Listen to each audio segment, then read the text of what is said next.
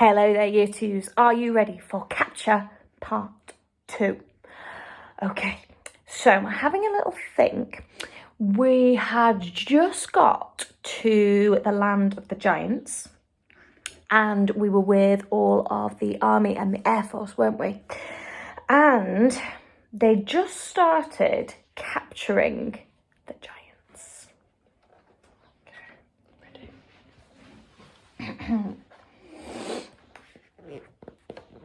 The ninth giant, who happened to be the flesh lump eater, was causing trouble for the soldiers because he was lying with his right arm tucked underneath his enormous body. It was impossible to tie his wrists and arms together without first getting that arm out from under him. Very, very cautiously, the 6 soldiers who were working on the flesh lump eater began to pull at the huge arm, trying to release it. The flesh lump eater opened his tiny, piggy black eyes. "Which of you foul pesters is wiggling my arm?" he bellowed. "Is that you, you rotsome man-hugger?" Suddenly, he saw the soldiers. In a flash, he was sitting up. He looked around him. He saw more soldiers. With a roar, he leapt to his feet. The soldiers, petrified with fear, froze where they were. They had no weapons with them. The head of the army put his jeep into reverse. "Human beings!" the flesh lump eater yelled. "What is all you flush-bunking, rotsome, half-baked beans doing in our country?" He made a grab at a soldier and swept him up in one hand. "I is having early suppers today," he shouted, holding the poor squirming soldier at arm's length and roaring with laughter. Sophie, standing on the palm of the BFG's hand, was watching horror-struck.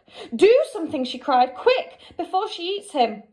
"Put that human being down," the BFG shouted. The flesh lump eater turned and stared at the BFG.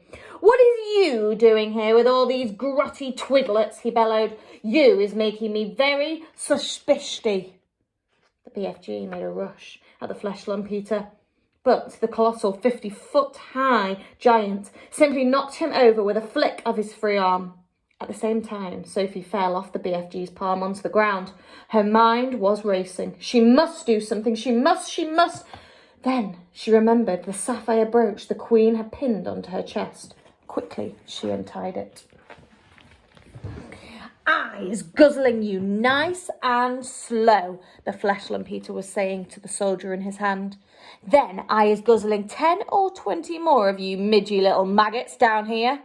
You is not getting away from me because I is galloping 55 times faster than you." Sophie ran up behind the flesh lump eater. She was holding the brooch between her fingers. When she was right up close to the great naked hairy legs, she rammed the 3-inch long pin of the brooch as hard as she could into the flesh lump eater's right ankle. It went deep into the flesh and stayed there. Can you see that? The giant gave a roar of pain and jumped high in the air. He dropped the soldier and made a grab for his ankle. The BFG, knowing what a coward the flesh lump eater was, saw his chance. "You was bitten by a snake," he shouted. "I seed it biting you. It was a frightsome, poisonous viper. It was a deadly, dunderous, vin-scream viper."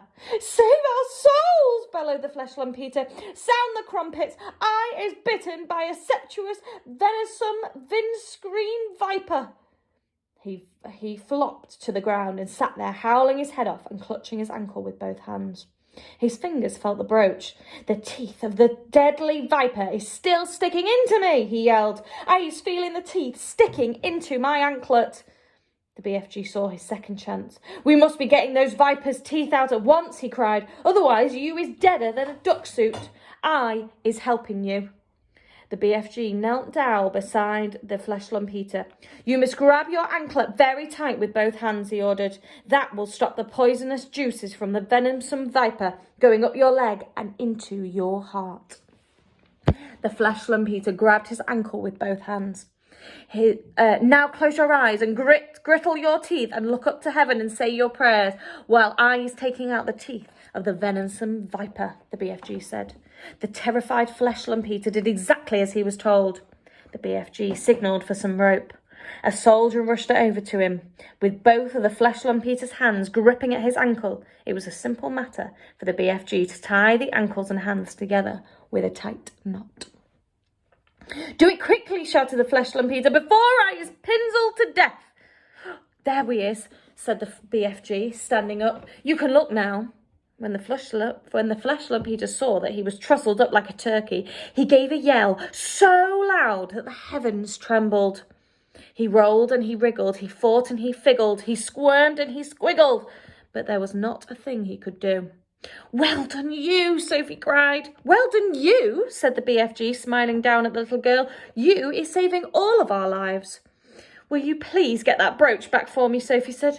"It belongs to the Queen." The BFG pulled the beautiful brooch out of the Flesh Lump-Eater's ankle.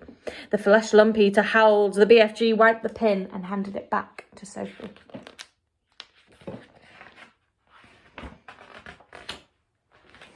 Curiously, not one of the other 8 giants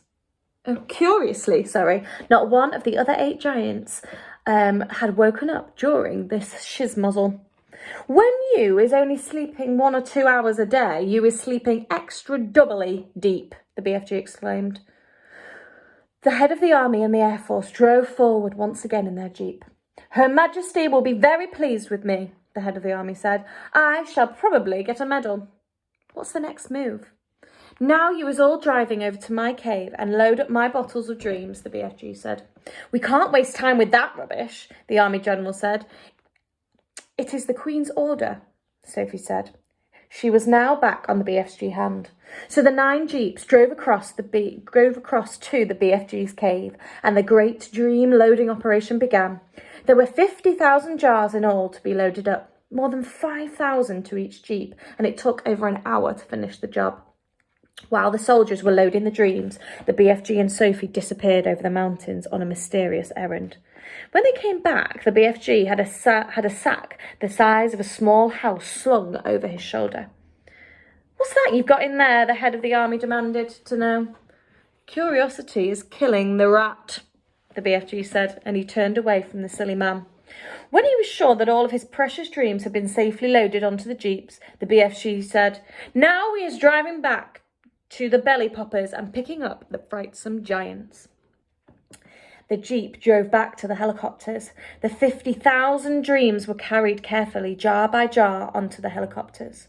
The soldiers climbed back on board, but the BFG and Sophie stayed on the ground. Then they all returned to where the 9 giants were laying. It was a fine sight to see them, these great air machines hovering over the trussed-up giants. It was an even finer sight to see the giants being woken up by the terrific thundering of the engines overhead. And the finest sight of all was to observe those 9 hideous brutes squirming and twisting about on the ground like a mass of mighty snakes as they tried to free themselves from their ropes and chains.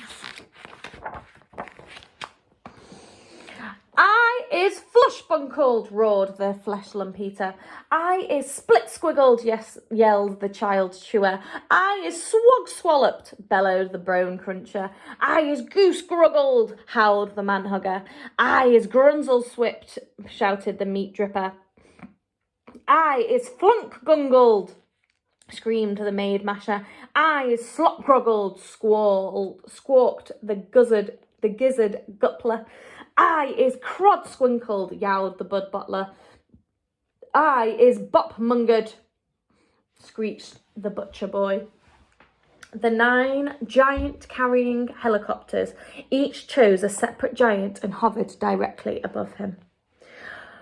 Very strong steel coasters with hooks on the ends of them were lowered down from the front and rear of each helicopter. The BFG quickly secured the hooks onto the giant's chains, one hook near the legs and the other near the arms. Then, very slowly, the giants were winched up in the air parallel to the ground. The giants roared and bellowed, but there was nothing they could do. The BFG, with Sophie once more resting comfortably in his ear, set off at a gallop for England. The helicopters all banked around and followed after him. It was an amazing spectacle, those 9 helicopters winging through the sky, each with a trussed up 50-foot-long giant slung underneath it. The giants themselves must have found it an interesting experience. They never stopped bellowing, but their howls were drowned by the noise of the engines. When it began to get dark, the helicopter switched on powerful searchlights and trained them on to the galloping giant, so as to keep him in sight. They flew right through the night and arrived in England just as dawn was breaking. Do you know what our next chapter is called? It's chapter 23, and it's called Feeding Time. So we are going to be reading Feeding Time on Monday. I hope you all have a lovely weekend. See you soon.